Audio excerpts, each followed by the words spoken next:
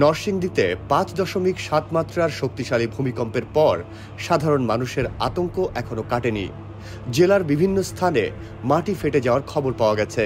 একই সঙ্গে শতাধিক ভবনে ফাটল ও অবকাঠামোগত ক্ষয়ক্ষতির বিষয়টি নিশ্চিত করেছে জেলা প্রশাসন। নরসিংদীর পলাশ উপজেলার একটি গরুর খামারের মাঠে প্রায় ১৫০ ফুট দীর্ঘ ফাটল ধরেছে।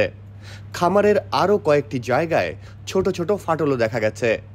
পাশাপাশি পলাশ রেসিডেন্সিয়াল স্কুল অ্যান্ড কলেজ সহ সরকারি বেসরকারি বহু স্থাপনা ক্ষতিগ্রস্ত হয়েছে বলে জানা গেছে।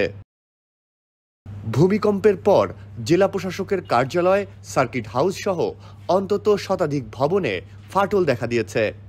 জেলা প্রশাসনের পক্ষ থেকে জানানো হয়, ভূমিকম্পে সৃষ্ট ক্ষয়ক্ষতি ও দুর্যোগ পরিস্থিতি পর্যবেক্ষণে কন্ট্রোল রুম খোলা হয়েছে।